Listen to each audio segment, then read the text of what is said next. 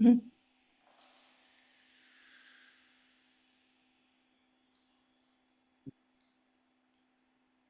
Good morning and welcome to our webinar, Israel's UNRWA ban, What It Means for Gaza, the United Nations, and the World. I'm Khalid Al-Gindi. I direct the program on Palestine and Palestinian-Israeli affairs at the Middle East Institute. And I'm very pleased to be co-hosting today's event with my friend and colleague, Lara Friedman, president of the Foundation for Middle East Peace. Before we introduce our panelists, let me just say a word about the format. We'll do a basic Q&A format in which Lara and I will moderate.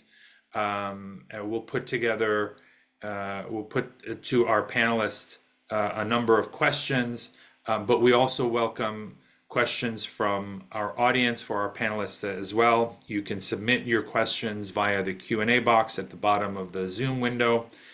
You can submit them at any time, and we'll try to get to as many as possible over the course of the discussion.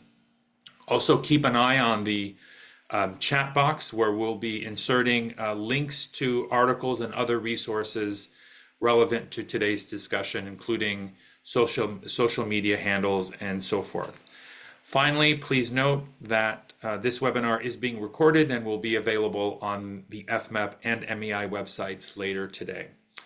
So, to help us understand the UNRWA ban and what it means, we've lined up a really great panel of experts with unique insights into the topic. I'll introduce them briefly here, but you can see their full bios on both the MEI and FMEP web pages. So first we have Roland Friedrich, Director of UNRWA Affairs in the West Bank. Next, we have Mona Jebril, who's a research fellow at Cambridge, at the University of Cambridge.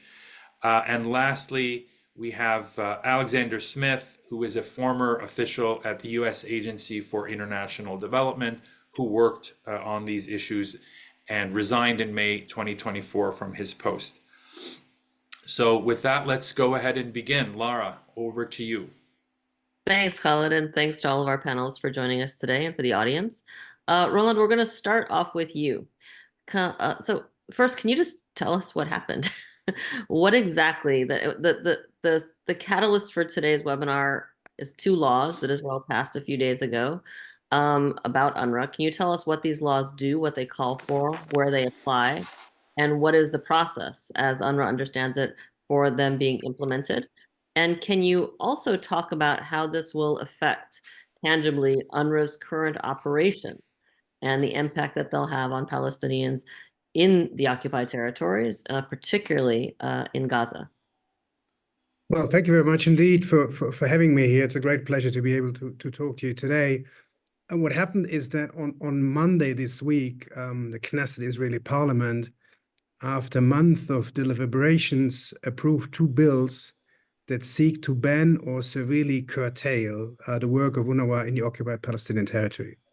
There's two bills that were approved. One of them explicitly bans UNRWA's work in East Jerusalem, as understood by Israel, and foresees a 3-month period for making that ban happen. It means any kind of activity, presence, or service in East Jerusalem under this bill will be forbidden 3 months from now. The second bill, which is in many ways complementary to the first one, seeks to severely curtail UNRWA's work in the West Bank and the Gaza Strip. It includes a number of provisions. One of them is the abrogation of the exchange of letters between UNRWA and the State of Israel from 1967, the so-called Michael Agreement, which puts the basis for Israel facilitating UNRWA service delivery in the West Bank and the Gaza Strip, and also in East Jerusalem, including issues such as visa, banking transaction, fleet, logistics, and so on and so forth.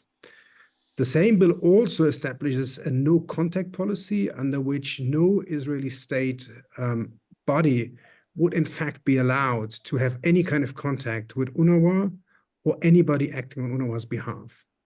And thirdly, the same bill also states that nothing should prevail legal proceedings against UNRWA staff under Israeli counterterrorism legislation in relation to crimes committed during the 7th of October during the recent military operation or other crimes.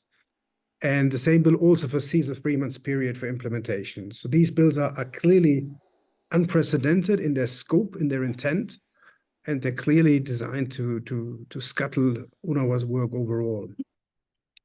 Looking at the applicable international framework, IHL, the Charter, the General Convention on Privileges, Immunities, Freedom and Staff, Resolution 302 from the General Assembly that establishes UNRWA. Clearly, the bills, the way they are written, are in very likely contravention of all of those international legal obligations.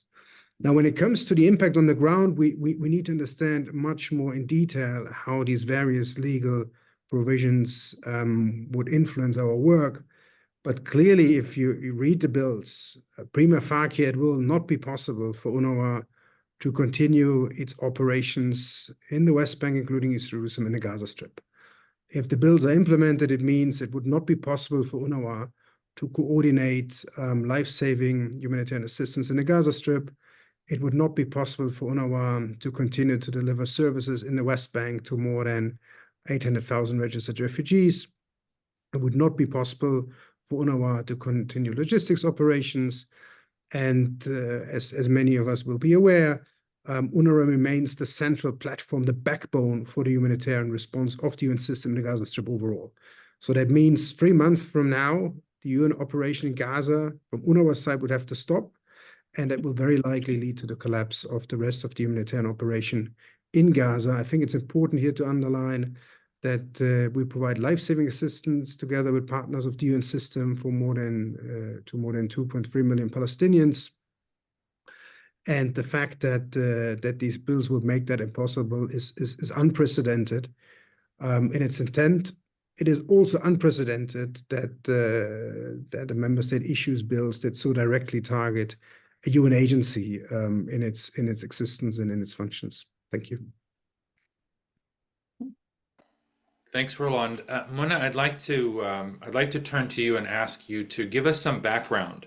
Back in 2022, more than a year before the October 7th attacks, you published a detailed analysis on Israel's long-standing campaign to undermine and even dismantle UNRWA. We'll include a link here in the chat box for our audience to have a look at. Can you talk about where this campaign and this desire to dismantle UNRWA comes from, and that is clearly being used now in the wake of October 7th to accelerate that effort, culminating, of course, in these two laws this week. Mm-hmm. Thank you. I'll start by commenting on the article itself. What I wanted to, what is similar between what I highlighted in that article and what's happening now, basically, is that there has been always a systematic attempts from Israel and actually the US as well to delegitimize UNRWA, to defame UNRWA. And in my article, I described particularly during the Trump administration, where UNRWA was described as a flawed organization, for example, or by Jared Kushner as that there should be sincere efforts to actually disrupt UNRWA. So again, these attempts to undermine UNRWA and the work of UNRWA are not new. In the article also, I observed that there is some cutting of funds, significant cuts of funds that took place between 2018 and 2022.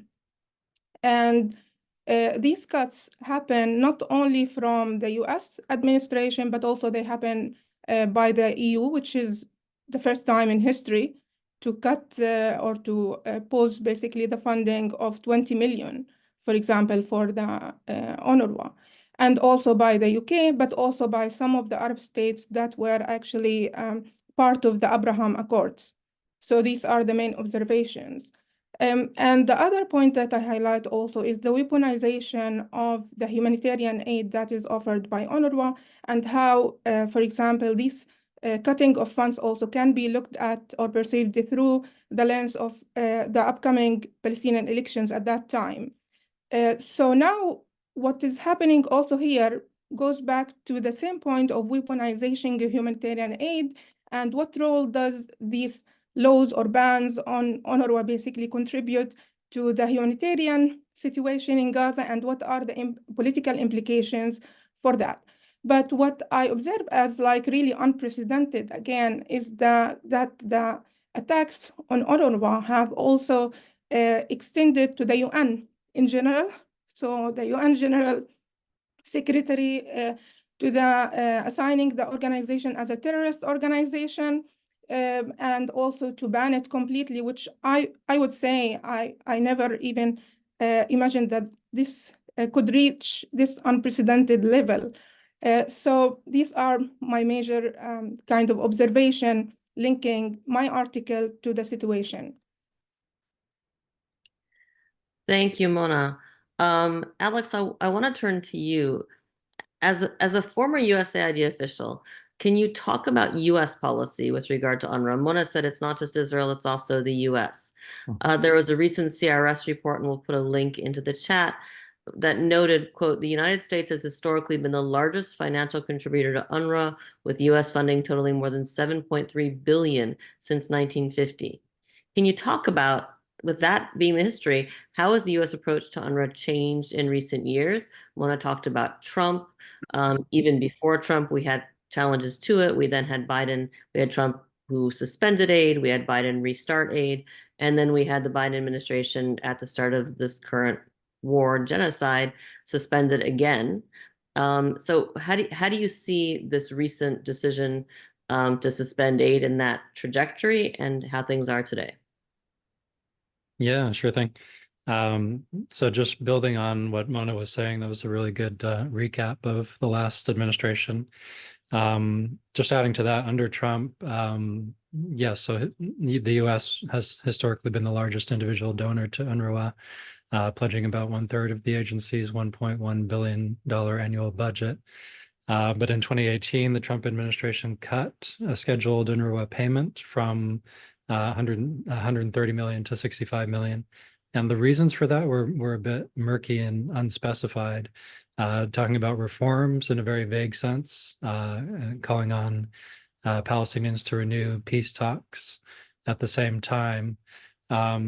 So I think the consensus at the time was that the funding cuts were widely interpreted in Israel and Palestine anyway as an effort to unilaterally erase the right to return from the peace negotiations between Palestine and Israel.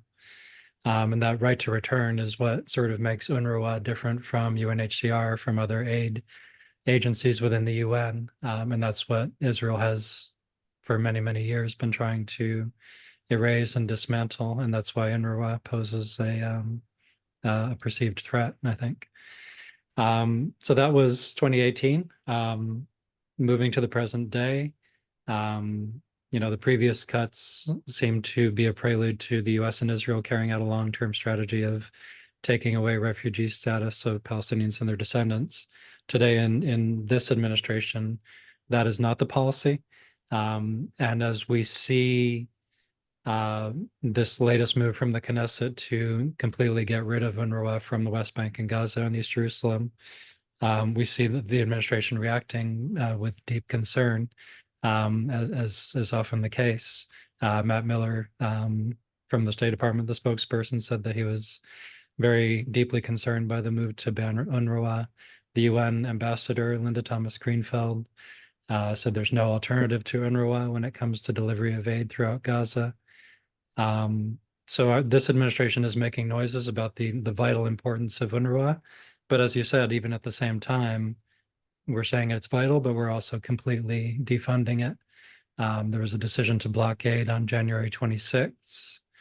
And then in March, the US Congress passed and the president signed into law the further Consolidated Appropriations Act, which precludes US funds from being used for any contribution, grant, or other payment to UNRWA until March of next year.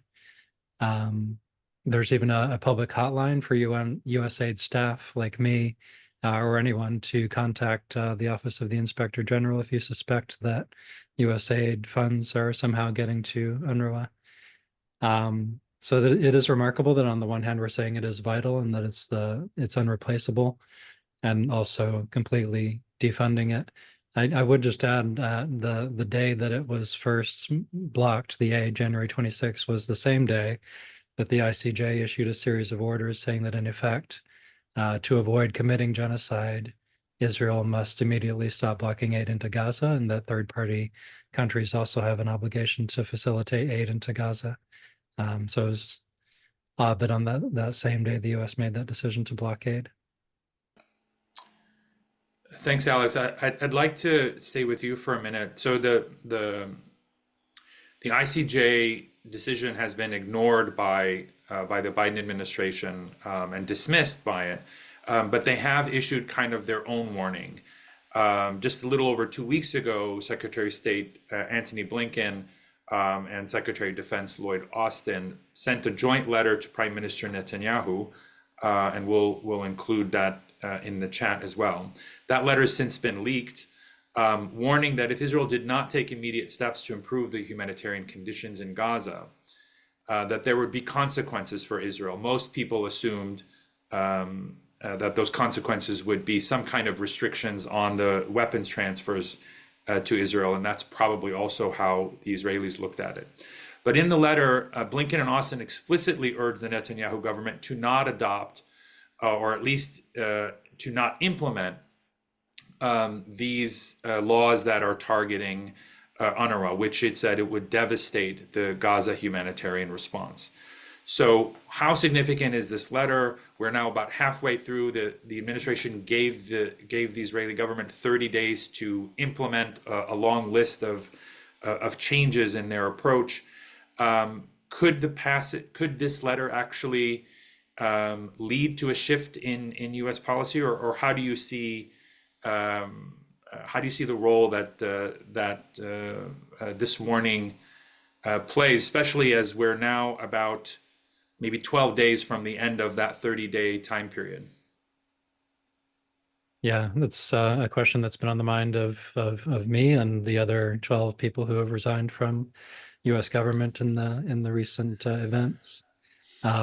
Looking at this letter as, could this be the signal that there will be a change in policy? All of us don't really think so, and I'll get into that in a minute. But yeah, I want to really encourage everybody to read that letter. It is really interesting in that it does give this 30-day deadline, which in itself is bizarre. Countries don't usually get a grace period to stop breaking international humanitarian law. Just as, any criminal on the run, if you were addressing a serial arsonist, you wouldn't tell them, okay, you can burn down buildings for 30 more days and then you're done. So the deadline is a strange thing in itself. But it's also, the letter is very revealing in that it cites 620I of the Foreign Assistance Act, which is the law that prohibits the U.S. from arming or sending weapons or money for armaments to a country that is blocking U.S. aid. And so the letter cites that act and really acknowledges that U.S. aid, including perishable goods, are being kept out of Gaza by Israel, and that Israel is responsible for denying or impeding 90% of humanitarian movements. That's according to the letter. It also points out that September has been the worst month this year in terms of Israel allowing aid in. So it's very explicitly admitting to the accusation that the U.S. has been and is now violating that domestic law by continuing to ship arms to Israel. And as you said, it is a very long list. It almost reads sort of like somebody trying to preempt every excuse that might be made to not allow aid into Gaza. It's saying, this many drivers have to be allowed, this many trucks need to be allowed. You need to stop arbitrarily banning dual use items in an agreed upon list. So it's sort of trying to preempt every excuse that Israel has used in the past, and we expect Israel to continue to use. It also makes very specific demands for a WFP plan for road repair and winter storehouses for food aid. And it says specifically not to impede the work of UNRWA, as you said. There are two reasons why I have doubts that this is a serious letter. One is that it actually It doesn't actually say Israel must do these things in 30 days. It says starting now and within 30 days, meaning Israel should or must start making these changes now, starting 2 weeks ago, as you said. In the last 2 weeks, Israel has carried out even more restrictions on aid, and so it is clearly not implementing the demands of this letter, and so it's already sort of nullified the threat. The other reason is Anthony Blinken's signature at the bottom of the letter. As we all know, Blinken and Biden have just demonstrated for 13 months that there are no red lines when it comes to the killing of civilians in Gaza. The invasion of Rafah 4 months ago was supposed to be a red line, but it certainly wasn't. You would think that bombing hospitals, burning patients alive in tents, shooting at peacekeepers in Lebanon, those would be red lines, but they are not. So at the end of 30 days, I expect that they will be deeply concerned, as they've always been deeply concerned, but there won't be a change in policy. Thank you for that sobering response. Roland, I want to come back to you. So since October 7th of last year, the Israeli government has repeatedly alleged that UNRWA is quote unquote compromised and has been quote unquote infiltrated by Hamas.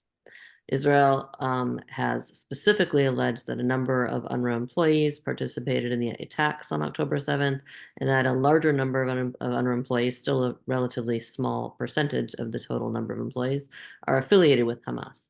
Can you run us through UNRWA's response, both in terms of what it said and what actions it's taken in response to these allegations?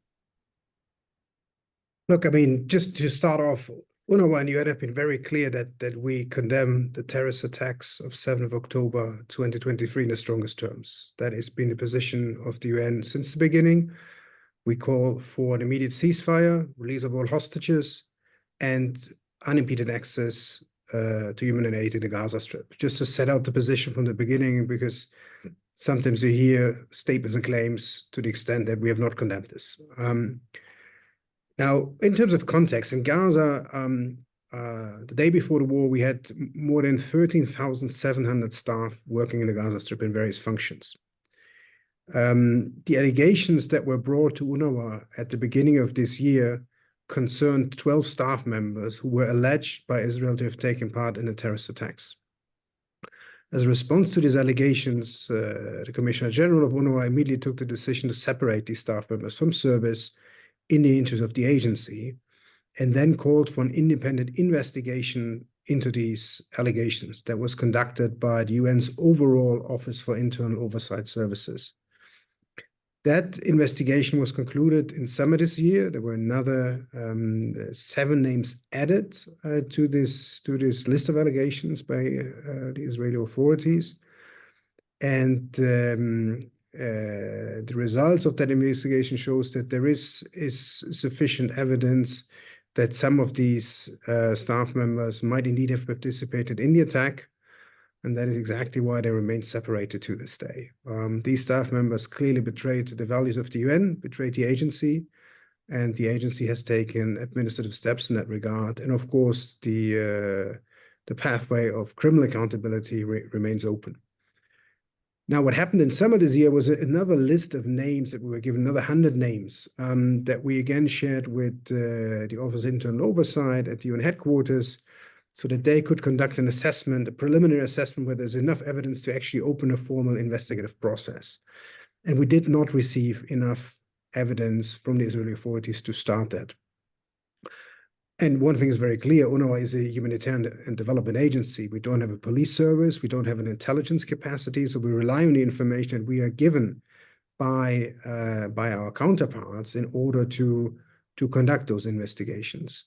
We have on various occasions written to the Israeli authorities to provide more information, suggested mechanisms to jointly look at these allegations, but unfortunately have received no response. It's very, very difficult on the one hand to be publicly blamed for being infiltrated by Hamas, but on the other hand, being denied access to the information, or in fact, not being able to agree on any kind of mechanism to look into those allegations in line with the UN's internal rules and procedures. So it's a very difficult position for a humanitarian agency to be in.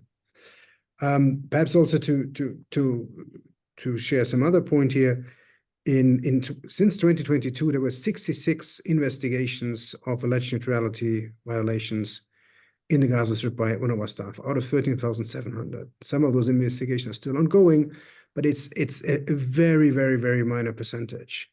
And working in a complex humanitarian and development environment such as the Gaza Strip, already before the war, where you have basically a humanitarian agency operating in a territory that is controlled very thoroughly by a particular political movement, it's a very challenging situation. We have shared the names of all UNRWA staff. This is a matter of practice that UNRWA has been doing for many years with all host country authorities, including the government of Israel. So it's a difficult position to be in for any agency. Being blamed on the one hand, on the other hand, being denied the ability and the cooperation to respond. When it comes to installations in the Gaza Strip, we've seen numerous allegations this year about the use of UNRWA installations by Hamas or indeed by other parties to the conflict. In that regard, our position is very clear. A lot of these installations are destroyed. We have no access to them. And we do condemn, of course, the military use of any UNRWA installation by any party to the conflict. But to verify any allegations about the use of a specific health center that might be deserted, a school that is destroyed by Hamas or other armed actors on the ground, that is extremely difficult to achieve if we don't have the access. And that's why the Commissioner General has multiple times called for an independent investigation into all of these violations of neutrality of UNRWA installations during the war in the Gaza Strip. Just perhaps to conclude by adding, in addition to the investigation by the Office of Internal Oversight, an independent review was conducted of UNRWA's neutrality safeguards by an international commission under the leadership of the former French Foreign Minister Catherine Colonna. That report was published in spring this year. It said that UNRWA has very robust mechanisms to ensure neutrality, particularly given the context and the operating environment for the agency. But clearly, we're not perfect. There are things we can do better, and we're committed to implementing these things.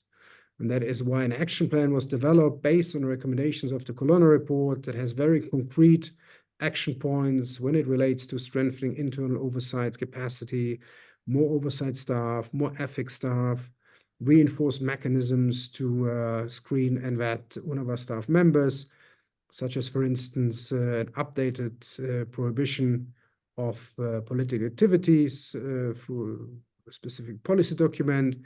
There are additional neutrality inspection of installations, and also action points when it comes to the review of curriculum textbook, which, as many of the listeners will know, the textbooks of UNRWA are not those of UNRWA.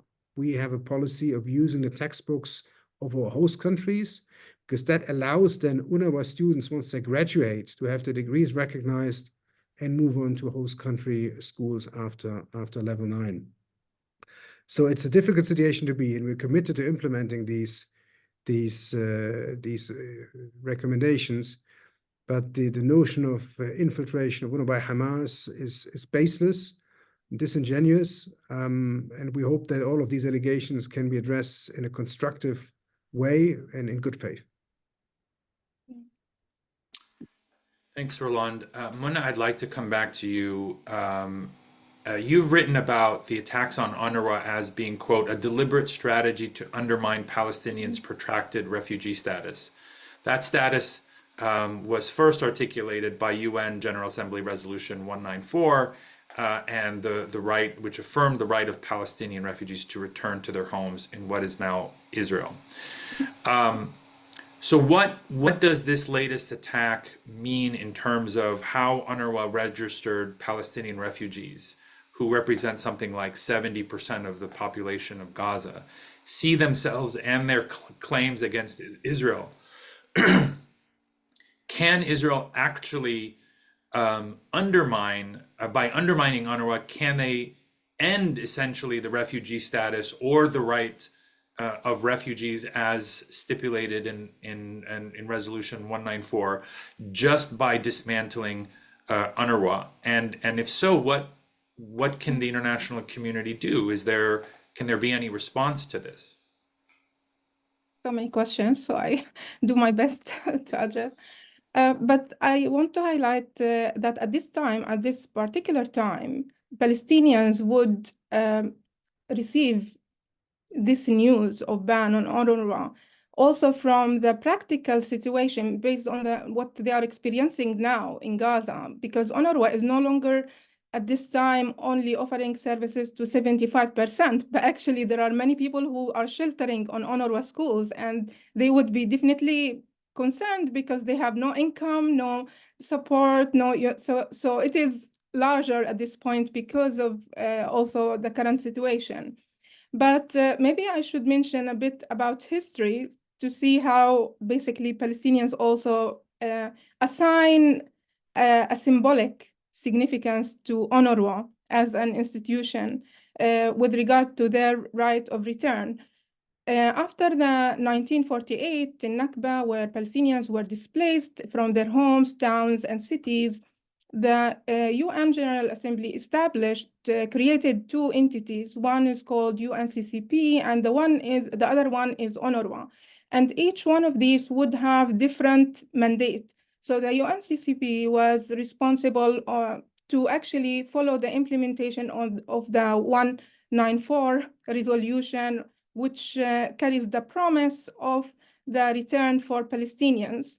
And the UNRWA is responsible for basically the relief and welfare side. But after a few years later, the UNCCP came to a standstill. Okay, what happens then to the promise and the implementation? This created a different context for the UNRWA than it was actually assigned to at the beginning. And of course, UNRWA has evolved since that time, working within different challenges, different expectations. But whether UNRWA chooses it or not, because of this gap, where is the right of return? Who carries the implementation of this right? Then there is Palestinians look at UNRWA in a way that it has the responsibility to kind of, actually get some progress in that regard. But also not only from Palestinians have this perception to it, but also different actors in the region, including Israel, for example, because to Israel, UNRWA symbolizes that the life, like keeping basically the right of return alive, and so undermining UNRWA could be seen also from that perspective.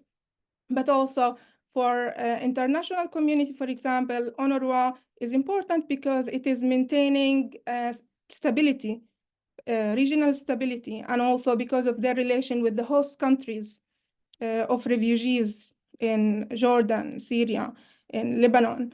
And for example, so it is looked at differently. And for Arab countries, of course, UNRWA is shouldering the cost or the major cost for Palestinian humanitarian support, but also because they did not want also that the Palestinian cause could be submerged with the UNHCR, which was established in 1950 as a universal refugee system, and therefore this erases Palestinians or kind of wipes out basically their right of return. And also because they want to signal always that there is an international responsibility towards from the Western community that actually played a dominant role in the partition of Palestine back after Nakba. So given this complexity, basically, Palestinians actually cling to UNRWA as a symbol, as an important symbol. And I think that in addition to the humanitarian assistance that UNRWA is given, and therefore I expect that the news will really have a moral as well, a frustrating impact on them. It will not make them forget about the right of return, even if UNRWA basically does not in itself constitute the right of return, because the right of return is enshrined in the UN Charter, not in the UNRWA as an institution. But of course, it will signal more decades of suffering, more decades of hindering peace and stability in the region. I don't know if That's excellent. I find myself thinking every time I hear critics of UNRWA or people who want to attack UNRWA as a way of ending the refugee issue, this idea that refugees will stop seeing themselves as refugee, give up their claim to right of return. And I think that as a Jewish American who was raised that as a people, we for thousands of years remembered where we wanted to have our state. It was never forgotten. The Jewish people never forgot, but somehow Palestinians 70 years later will just forget if UNRWA is eradicated. That's the explicit framing we see in a lot of the attacks on UNRWA. Mona, I want to stick with you for a moment here. You mentioned Arab states in one of your previous comments, and this is something you talk about in your article. And I think it's really, you bring up something very important in the article. You know, for years, Arab states have been financial backers of UNRWA. And let's be clear, Israel has supported UNRWA's existence for years as a source of stability, even as they've actively kind of lobbied against its legitimacy. They've lobbied in Washington for funding for UNRWA because it is a source of stability in their eyes. At this moment, though, and you wrote about this, you talk about the efforts against UNRWA as coming within the framework of normalization efforts between Israel and Arab states. I want you to talk about this some more. Can you talk about Arab states' relationships with UNRWA, comparing before and after normalization, Abraham Accord, Trump, all of that? And can you talk about whether or maybe how Arab states' positions on UNRWA have changed or may change, given what's happened since October 7th and the genocide that's been unleashed against the Palestinian people? Does that mitigate for them in any way the normalization trends that were pushing them the other direction? Thank you. I'll try to answer as much as possible. But again, as I mentioned, with regard to Arabs' perception to UNRWA, they perceive UNRWA as an important, their support to UNRWA as important to show solidarity for Palestinians. So, and also, again, because in consideration that they don't all, for example, would have the capacity to actually contribute to the funding of UNRWA in a significant way, or they don't want to shoulder all the responsibility. They want the international community to take its responsibility towards what happened to Palestinians. And if they, and so this is the background. Now, this again has changed, as I observe in my article, that towards the normalization, for example, period, which was in 2020, for example, the UAE and Bahrain have drastically reduced their funding to UNRWA. And I'm talking about, for example, the UAE given 20 million in 2018, and then in 2020, like 2 years later, it's reduced to 1 million. So this is it. Again, I need to do more research about it, but I'm just sharing my observations about the trend here, basically. And that this reduction of funding also was coupled by a reduction of funding from the EU for the first time by 20 million, by the UK by 50%, and depending on conditions related, for example, to the textbooks. Now, the interesting bit here that actually makes us just think what is going on here is that in the UNRWA won a British Council award, so for global education. So again, even if there are certain things that need to be addressed, there is, I think, here some contradictory elements that we need to consider.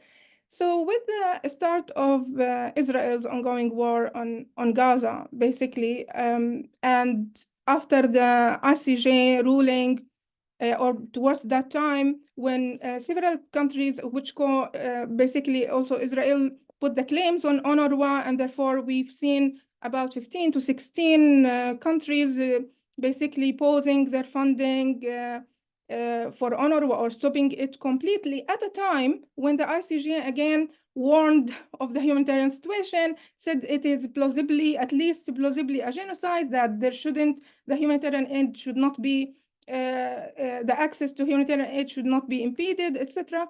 We see immediately countries responded with cutting funding to UNRWA. The borders are closed. There is no capacity for other contributions or other humanitarian aids to get. And people are sheltering in the UNRWA schools. They have, again, no income, they lost their homes, they lost. So, and for these countries to take immediately a response like cutting aid without even the outcome of the investigation being yet completed is, I would find it really strange. So at that point, for example, the UAE responded in February 2024 by allocating 5 million for Palestinian, for UNRWA, basically for the reconstruction, to the best of my knowledge. And also other countries tried to support humanitarian, basically the humanitarian situation in Gaza through, for example, shipping things to Egypt. But whether these are able to get in or not, this is a different issue. There were statements of condemnation, of course, of rejection, as we can see now also. The responses from Arab countries to the ban, basically condemning or rejecting or highlighting the devastating consequences. Jordan called for an Arab League meeting, basically emergency meeting, to discuss this. So it's still not really clear what response could be there, but I don't know how optimistic we could be basically towards what response can be there. Thanks, Mona. Roland, I'd like to come back to you. Opponents of UNRWA, again, since well before the October 7th attacks, have called for UNRWA to be dissolved and replaced, as we've discussed. And one of the alternative institutions that people are advocating for is UNHCR, the UN High Commission for Refugees, and that they could assume responsibility over Palestine refugees in the same way it does for other refugee populations. These calls we've seen consistently have centered around this idea that Palestine refugees, thanks to UNRWA, enjoy special status compared to other refugee populations around the world, most notably with respect to passing their refugee status on from one generation to another. Can you address those claims? First, this notion that Palestinians are unique in having a kind of multi-generational claim to refugee status, and secondly, the viability of this of the idea that UNHCR could simply replace UNRWA's operations in Gaza or elsewhere. Let me start by referring to the definition of a Palestine refugee as per UNRWA's mandate. According to General Assembly Resolution 302, a Palestine refugee is any individual whose normal place of residence was Palestine between the 1st of June 46 until the 15th of May 1948, and who lost both home and income and livelihood as a result of the 1948 conflict. So that is a very specific definition that also includes the descendants of fathers of those who basically lost home and livelihood in 1948, which, by the way, until 1952 also included a limited number of Jewish refugees and Palestinians that came to live in the then state of Israel. But the transfer of status of refugeehood under international law, the principle of family unity, transfer of status of children of refugees, that is not unique to UNRWA. That is in fact common to both UNHCR's and UNRWA's mandate. And you have multiple examples globally of protected refugee crisis, where refugee status is passed from generation to generation, and where UNHCR provides the services. Somalia, Afghanistan, and these protracted refugee crises continue because of the absence of a political solution. What I would also thirdly like to mention is that the registration with UNRWA does not confer the refugee status. It doesn't afford the refugee status under the Geneva Convention. The registration with UNRWA means that an individual is entitled to receive certain services on a number of criteria. So I think these are important facts to keep in mind. Now, when it comes to the two agencies, UNHCR and UNRWA, they were both established 1949 to be complementary, but they are different. UNRWA is mandated to provide a broad array of services to refugees, government-like services, until a political solution is found, whereas UNHCR is mandated to provide temporary assistance and protection to refugees. What is very important, of course, to remember is that neither UNRWA nor UNHCR can change their mandates unilaterally. These need decisions by the General Assembly, by the relevant government bodies. One thing, and I think one of the speakers mentioned it, even if UNHCR was taking care of Palestinian refugees, their refugee status would remain as enshrined in Resolution 194. Now, when it comes to the question, the more practical question of the handover, whether to UNHCR or to another UN agency, UNRWA is the only UN agency that directly provides services to beneficiaries. No other UN agency does that. No other UN agency has the mandate to do that. Not UNHCR, not WHO, not UNICEF. Also, nobody at the moment, particularly the Gaza Strip or in fact the West Bank, has the presence, the workforce on the ground to do that, if such a decision was even taken. From the more than 13,000 staff members, we have at least 5,000 still working in the Gaza Strip as we speak. The whole humanitarian operation in Gaza Strip depends fully on UNRWA. The backbone of aid distribution, the fuel imports, the last mile delivery of aid from the warehouses to the beneficiaries, the distribution points, all of that is done by UNRWA because UNRWA has that workforce on the ground. No other agency has that. In addition to the fact, more politically speaking, of course, when it comes to the right of self-determination of Palestinians and the political position of the PLO, they would clearly have to pronounce themselves as representatives of the Palestinian people on any change or transfer of responsibility. Now, one thing is also clear for us, UNRWA was always meant to be a temporary agency. And we are ready, of course, to hand over our responsibility as part of a political process that is leading to a fair and just solution to the Palestinian refugee issue. But that needs such a process to be in place. And unfortunately, at the moment, it would appear that the conditions for that are further are not in place, and the prospects are further away than ever.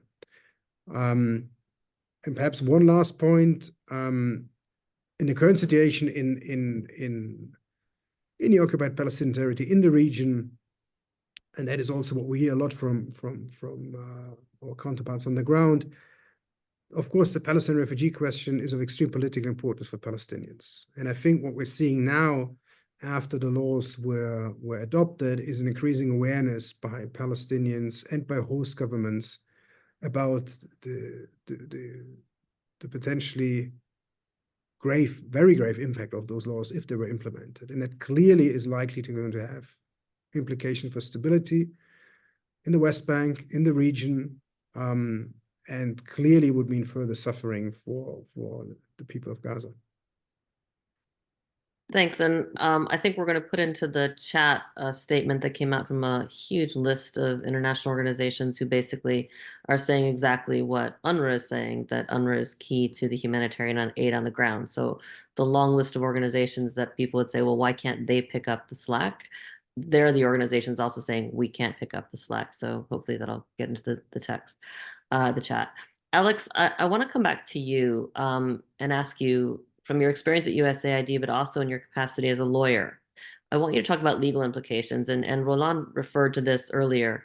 The laws basically require Israel to abrogate the agreement they have with UNRWA. I think I would say as a non-lawyer, they call on Israel to abrogate its obligations as a UN member state, including with respect to respecting the status of UN staff on the ground and all of the privileges and rights that they have as staff.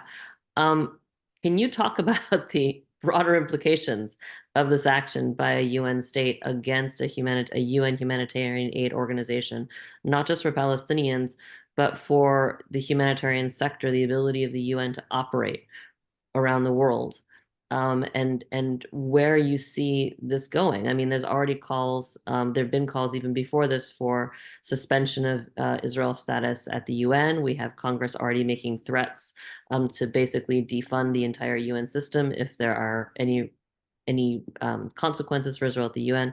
Can you talk about the legal piece of it and where you see this going today? And you're on mute. Thank you very much. Yes, again, those are large questions. So yeah, as you said, my career has, before I was with USAID, I was mainly interested in international humanitarian law, international criminal law, and was doing a lot of work on human rights and conflict around the world. In these sort of, I was privileged to be one of the first students from my law school to undertake a legal fellowship at the ICC prosecutor's office in The Hague. That was two prosecutors ago under Luis Moreno Ocampo. So with my background, I like to, in these dark times, sort of think about a parallel universe where the United States does abide by international law and the ICJ decisions are binding in the real world. Their orders are carried out. It's important to me that we don't normalize the marginalization of international laws and norms. A rules-based order in which laws apply to everyone, it seems a bit like a fantasy these days, but that should be the norm in that parallel universe under normal rules. As you mentioned before, the ICJ affirmed back in July that Israel has no sovereign powers, has no entitlement to sovereignty whatsoever in any part of the occupied Palestinian territories, including East Jerusalem, Gaza, and the West Bank, due to its status as an occupying power. So therefore, the Knesset has no legal authority to ban UNRWA from Gaza, just as there was no authority to ban Al Jazeera from the West Bank. I like to remind myself that that should be the norm, even though that is a fantasy these days. In that parallel universe, Israel and the United States were forced to comply with the UN Security Council ceasefire resolution, forced to comply with the ICJ order in January to stop bombing and to allow aid in unimpeded. The General Assembly overwhelmingly voted in September of this year to affirm and implement that ICJ decision. And it was a remarkable vote. There have been many votes on Palestinian statehood, on ceasefires, but this one was very strongly worded based on that ICJ decision, which named Israel's occupation as an apartheid. It requires that within a year, so by July of next year, the occupation should end, that all of the illegal settlements should be removed, and that third-party countries have an obligation to not provide any additional financial, economic, or military aid to Israel. So a very strongly worded resolution. And the vote was 124 countries for, only 14 against, many abstentions. But for example, in Europe, only 2 countries, Czechia and Hungary, voted against it, 15 voted for it. So that's a huge shift in the sort of global consensus that apartheid shouldn't be allowed, that this needs to end, and also that Israel shouldn't be impeding the work of a UN agency where it has no legal right to do so. So just going back to that ruling again, the January ICJ ruling, so that the Israel shall take all measures within its power to prevent the commission of all acts within the scope of Article 2 of the Genocide Convention, and that included deliberately inflicting upon the group conditions of life calculated to bring about its physical destruction in whole or in part. And then it said very specifically in the orders that came with the ruling that the state of Israel shall take immediate effective measures to enable the provision of urgently needed basic services and humanitarian assistance to address the adverse conditions faced by Palestinians in the Gaza Strip. So apart from whether or not Israel has any right to ban a UN agency, that effect, that humanitarian disaster, is certainly violating the ICJ's ruling. So, and just briefly to add on to that, that's the ICJ. Also, we have the ICC. For anybody who's not familiar, the ICJ, this is reductive, but it resolves disputes between states, whereas the ICC prosecutes individuals for war crimes. And the prosecutor requested a warrant in May, just a few days before I resigned, for a warrant for Benjamin Netanyahu and Yoav Gallant, as well as some Hamas leaders. One of the remarkable things back in the ICJ side is, again, that third parties like the United States have a duty to influence parties to a conflict when they have a close relationship. There was a famous case in 2007 between Bosnia and the Serbian government, where it was found that the Serbian government had influence over the perpetrators of the Srebrenica massacre, and the court found that Serbia therefore had necessary influence, had the strength of political, military, and financial links to prevent those acts of genocide. In exactly the same way, the United States has influence over Israel. Importantly, in that ICJ decision, the responsibility to act to prevent genocide is enforced regardless of whether those actions are likely to succeed or not. So the whole argument that Biden has made that they need to keep Israel close and that Israel would do whatever it wants if we didn't provide the assistance is moot. Third-party countries like the United States do have a responsibility to end or influence their partner states that are committing these kinds of crimes. Thanks, Alex. I'd like to stay with you and maybe delve into a little bit of the personal. So you resigned from USAID earlier this year over the administration's Gaza policies. Can you talk about that decision? What led to it? And based on your experience inside USAID, how do you see the Biden administration's policies and responsibility for Israel's escalation of attacks on humanitarian aid in Gaza in particular? And I'm particularly struck by the sort of chasm of disparity between despite overwhelming evidence that Israel is a violation of international humanitarian law and even its own laws, the administration has refused to act. And yet, within minutes of Israel making unproven allegations about UNRWA, they did act and immediately cut assistance to UNRWA. So there's a huge gap in terms of what the standard is, depending on who the target is. So I wonder if you can address that, and particularly this notion of Israeli impunity. And we've seen time and again attacks on humanitarian aid convoys. We all remember the World Central Kitchen, and since then we've seen this kind of happen repeatedly. What does this kind of impunity mean? Has the Biden administration's kind of upholding this impunity essentially allowed it to continue, allowed these atrocities to continue? It's a great question. So my career with USAID was 4 years long, and going back to all of the global health and human rights work I've done, it goes back 23 years, working with UNHCR and various other US and UN aid agencies. Where things sort of came to a head for me was in a series of events. I would say in February of this year, it became very clear to me that there was never going to be a response to the Gaza health catastrophe in the way that there was a very quick and passionate and enabled response to Ukraine, for example. In February of 2022, just a few days after the Russian invasion of Ukraine, USAID was busy standing up a rapid response, response management team.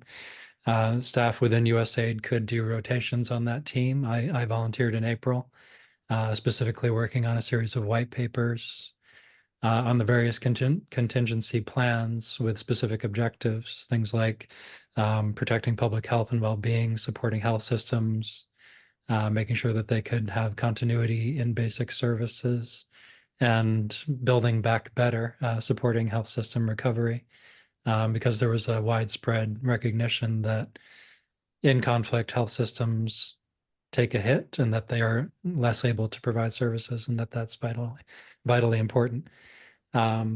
we even, in the white papers that I wrote, had 3 planned scenarios for a protracted conflict with resistance, or a cessation of hostilities, or a full Russian takeover of Ukraine. We were planning for all of those contingencies. And in the public response, there's still on the USAID website a very flowery video about helping Ukraine win the war and build a lasting peace. And Samantha Power talks about how Ukraine has inspired the world with its resistance to the invasion. So given that language and that very quick and passionate response to one invasion, it was very disappointing to see for the better part of a year that there was no plan to do the same for Gaza. There was no team set up even to have meetings to talk about eventually standing up these same responses. So that was one thing. But then in May of this year, I had planned to, at a conference, talk about maternal and child health in Gaza, the same way that I would talk about these issues in any country. I'd previously, just a few months before that, given presentations on Zambia and Nepal after visiting those countries, talking about maternal and child health.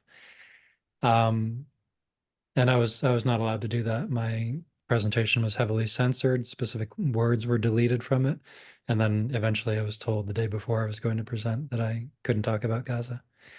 So that was obviously the last straw to see that, you know, what we were allowed to talk about and what we were allowed to act on as an agency depended on the race and ethnicity of the people who were being talked about. And so I said that in my resignation letter, that I cannot do my job in an environment where specific people cannot be acknowledged as fully human. Yeah. So going back to the crux of the presentation that I wanted to give and that I have subsequently given in many forums around the world, was to, you know, raise the alarm bell that conflict affects maternal and child health. It has a big impact on prematurity and low birth weight, has an increased risk of maternal mortality and morbidity. We've seen this in many conflicts. The 3 main causes of maternal mortality, bleeding, infection, and preeclampsia, are increased, and at the same time, the ability of health systems to detect and treat these conditions is decreased. And we're certainly seeing that in Gaza, where the entire health system has been hobbled. And also I wanted to talk about the effects of starvation on children's bodies, the short-term effects, and also the long-term chronic conditions, poor eyesight and cardiovascular health, cognitive development, trauma and mental health.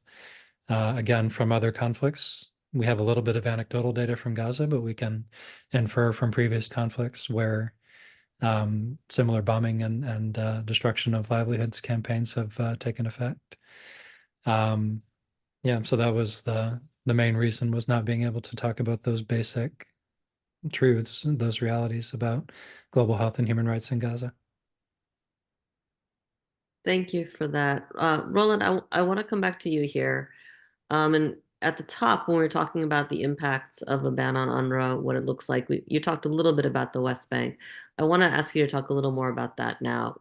Everyone's focus, I think, understandably, really is Gaza, where the level of catastrophe is almost incomprehensible, and it continues to escalate. What is getting far less attention in the media, for sure, is the situation in the West Bank and East Jerusalem, where UNRWA, of course, has vitally important functions. I think a lot of people are unaware that there's a large Shofat refugee camp. It's an UNRWA refugee camp inside the Israeli designated borders of East Jerusalem, where there are schools and medical care and all of that. Can you talk about what these new laws, if they are implemented in 3 months, what it means for the welfare of Palestine refugees across the West Bank and in East Jerusalem? Well, perhaps just to recollect, the first bill bans UNRWA's work completely in East Jerusalem, and the second makes UNRWA's work next to impossible in the West Bank. And by way of comparison, while our operation in Gaza is fully centered on the humanitarian response, in the West Bank, would say 85 to 90% of our work is the quote unquote normal service delivery. We do quite a lot of humanitarian and emergency activities as well, particularly in the northern West Bank that have seen increasingly militarized Israeli operations. But the bulk of our work is the core business. That is the provision of education services, health, social protection. We have microfinance services and so on and so forth. And perhaps by way of explaining the scope, we run 96 schools in the West Bank with now 47,000 students. In fact, this year we've seen an increase by 2,000 students due to the economic situation in the West Bank, as Palestinian refugee parents can't afford private schools anymore, or wish to move their kids to UNRWA schools because the PA is not able to provide in-person teaching because of its financial constraints. That is on education. We have 3 vocational training centers in Ramallah. On the health side, we run 43 health centers in the West Bank, a hospital with consultations for more than 500,000 patients. We have more than 200,000 Palestine refugees who receive different kinds of services, from social protection, poverty reduction, in-kind food assistance, to Bedouin and herder communities in Area C who are partly also registered refugees, emergency cash in the context of the humanitarian situation in the northern West Bank. So it's a big portfolio. Add to that solid waste management in the camps and so on and so forth. So as I referred to earlier, if we can't have contact with Israeli authorities, we simply can't operate. If we can't bring in the medication for the health centers, we can't operate. If we can't have sufficient banking facilities, we can't operate. And I think one of the key points here is, of course, because the West Bank is under belligerent occupation, and because of the presence of the Israeli military, for us, that coordination with the Israeli authorities is essential. In fact, we have a whole team here in my office that deals with protection neutrality issues. And what they're doing is more than 50% now coordination with the Israeli military on humanitarian access, on evacuation of schools, during military operations, on access issues, on neutrality violations, alleged reports about those, and so on and so forth. And that is a relationship that goes back decades. And it's an essential enabler on all of our work on the ground. Add to that the neutrality inspection of the installation, so on and so forth. So if that all stops, it means that the service delivery is not possible. And that comes in a situation where, on the one hand, the economic conditions in the West Bank are quite bad. We have more than 30% unemployment in the West Bank across the board since the beginning of the war. In some of the camps, we estimate it as between 50 and 60%. Us not being able to work would mean that our staff would lose livelihoods, the families would lose livelihoods, and the beneficiaries as well. At the same time, there is increasing financial pressure on the Palestinian Authority. A lot of our Palestinian refugees registered are also civil servants or security officers in the Palestinian Authority, including camp residents. And if you add to that the fact that the refugee issue is so central for Palestinian identity, and it's as we all know, one of the core issues of the final status negotiations, there clearly is an expectation of a political fallout here, and potentially also security fallout on the ground. So it's not just more poverty, kids missing out on education, kids being out on the street rather than being in school, patients not having access to quality primary health care. That's the humanitarian aspect, but it's also the fallout on the ground when it comes to stability, security here, but also neighboring countries. So if these laws are indeed implemented as intended, we will be in a very difficult situation, not just Palestinian refugees, but the region overall. Thanks, Roland. And when I'd like to come back to you, and you'll have the last word in our session. We've heard a lot about the role of the United States, of the Arab states, the broader international community. But what about the Palestinian leadership, such as it is? What has been the response from Mahmoud Abbas and the Palestinian leadership to this attack on UNRWA? The office of Mahmoud Abbas, through the spokesperson Nabil Aburdena, basically slammed the Knesset vote and said that we will not allow it to happen. Now, how much this can actually be implemented or mean something on the ground, this is something else. But what this highlights is how much the Palestinian Authority is also tied up in terms of what it can do, even when things directly affect not only the provision of services for Palestinians, but also basically the right of return, which is supposed to be basically which was deferred at the time of Oslo Agreement 1993 to the final status agreement. So it is really an integral part of the peace process.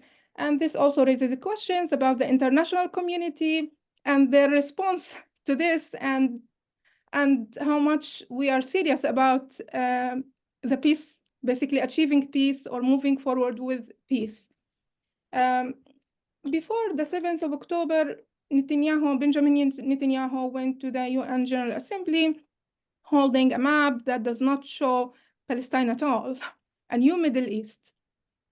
And what is happening at the moment in Gaza, but also the ban on UNRWA, the attack on the UN, suggests that there is here, this actually goes with this plan. So on the legal front, by attacking the UN and actually trying to impose a reality on the international community where there is the UNRWA work comes to basically to an end or becomes so much difficult, and therefore affecting the symbolic meaning, and also the basically frustrate Palestinians from the right of return.